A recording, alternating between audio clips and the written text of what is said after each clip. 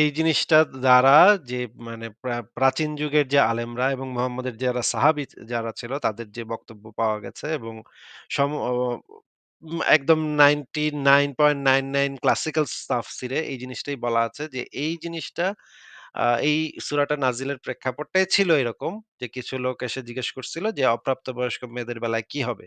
এবং যারা বেশি বয়স হয়ে গেছে তাদের বেলায় কি হবে? তখন মুহাম্মদ এই কথাটা বলছিল, যদি এখনো হায়েজ না পৌঁছায় থাকে তাহলে এই আয়াতটা সেই সময়ে নাজিল হয়েছিল।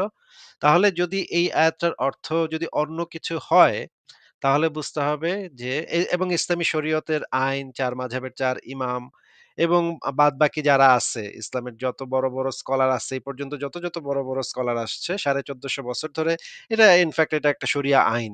এই বিষয়ে কোনো আ দ্বিধা দ্বন্দ্ব নাই আলেমদের ভিতরে যে এই আয়াতটা ওই বাচ্চা মেয়েদের বেলাতেই নাজিল হয়েছিল। এটা নিয়ে প্রাচীন যুগের আলেমদের ভিতরে কখনো কোনো মতবিরোধ ছিল না। যে এই পর্যন্ত হিস্ট্রি জানা গেছে যে বা বা ইমাম ইবনে তাইমিয়া পর্যন্ত এরকম কোনো মতবিরোধও পাওয়া যায় নাই যে এটা নিয়ে কোনো দ্বিমত আছে কারো।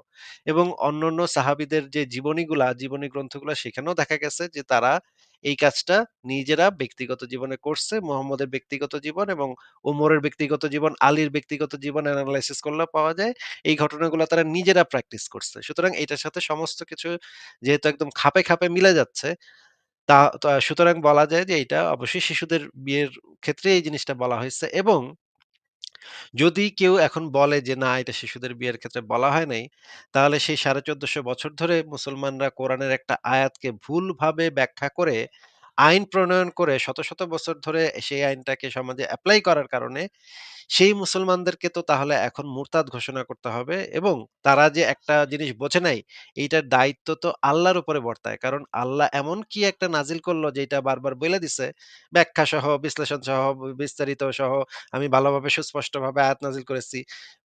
তুই মানে কি আয়াত নাজিল করলি যেটা ১৪৫০ বছর ধরে মুসলমানরা এটার মানেই বুঝতে পারল না। অ্যান্ড ১৪৫০ বছর পরে আমাদের কবির গাজী ভাই বাংলাদেশ থেকে একজন, উনি এটার আসল সত্যিকারের যে অর্থটা সেইটা আল্টিমেটলি বুঝতে পারছে। হয়তো আপনার মতো ২-১ জন আরো হয়তো ২-৪ জন বুঝছে কিন্তু তাদের সংখ্যা তো আ মানে ১০০ র বেশি হবে না।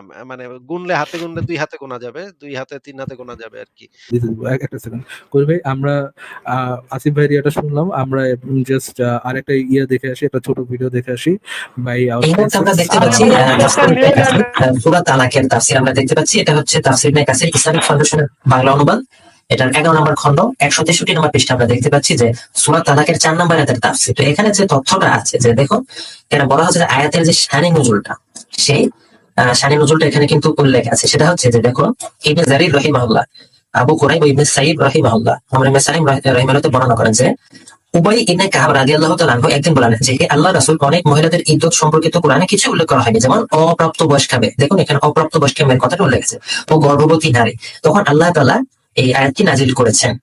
এই আয়াত নাজিল করেছেন এবং এই হাদিস দ্বারা ইবনে জারির রাহিমাহুল্লাহ দলিল পেশ করেন। মানে এই যে হাদিসটা যে উবাই ইবনে কাব রাদিয়াল্লাহু আনহু যখন এই প্রশ্নটা করেছেন তখন এর জবাবে আল্লাহ তাআলা এই আয়াতটা নাজিল করেছেন এবং এই হাদিস দিয়ে মানে কোরআনের অন্যতম প্রাচীন তাফসীরকারক ইমাম ইবনে জারির তাবরি রাহিমাহুল্লাহ দলিল পেশ করেছেন। মানে আলেমরা এই হাদিসটা থেকে দলিল নিয়েছেন। কাজী যেহেতু এখানে অপ্রাপ্ত বয়স্কা মেয়েদের অর্থাৎ নাবালেগা মেয়েদের ইদ্দতের ব্যাপারে বিধান নাজিল হয়েছে, কাজী যেহেতু ইদ্দতের সাথে তো সহবাসের একটা সম্পর্ক আছে, কাজী আমি এখান থেকে বলেছি যে হ্যাঁ সাধারণভাবে সহবাসটা তো বৈধ।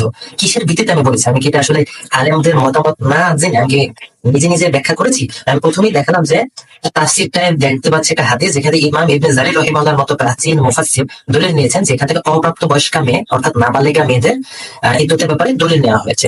আরো দেখুন এই মুহূর্তে আমরা স্ক্রিনে দেখতে পাচ্ছি সৌদি যে ফতোয়া বোর্ড, সেই ফতোয়া বোর্ডের ওয়েবসাইট আর কি, মানে the permanent committee for the scholarly research and Ifta. দেখুন এখানে বলা আছে member Bakr Abu Zaid, Salih al Fawzan, Abdul Aziz al Sheikh, Abdul Aziz bin Abdullah bin Baz রাহিমাহুল্লাহ। তারা এই বর্তমান সময়ের সর্বশ্রেষ্ঠ ফকিহদের কয়েকজনের নাম।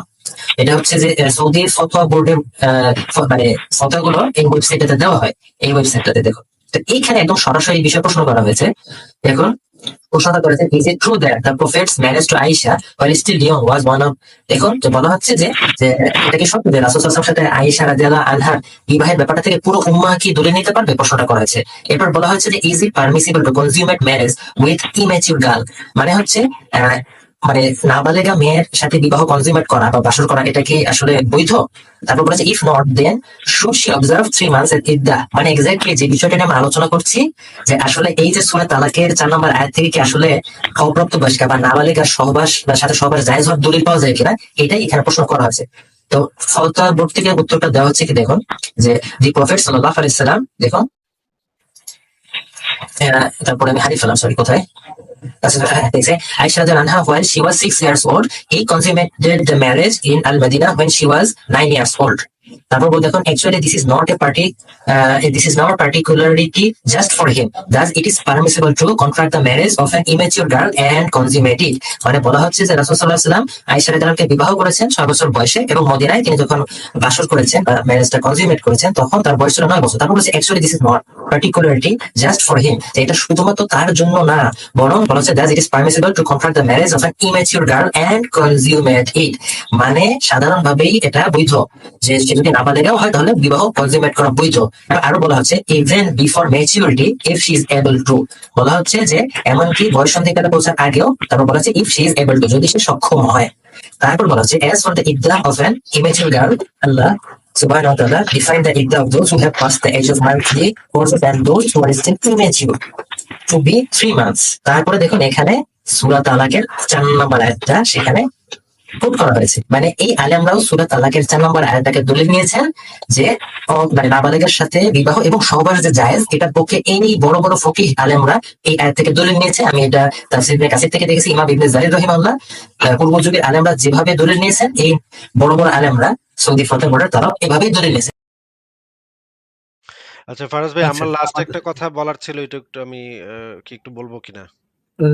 আসিফ ভাই আমি জাস্ট একটা ছোট, আচ্ছা হ্যাঁ আসিফ ভাই আপনার যদি ছোট হয়ে বলে দেন, আমি তারপর একটা পয়েন্ট বের করে আমি কবির ভাইকে ছেড়ে দিব আর কি, মানে কবির ভাইয়ের কাছে মাইক ছেড়ে দিব আর কি।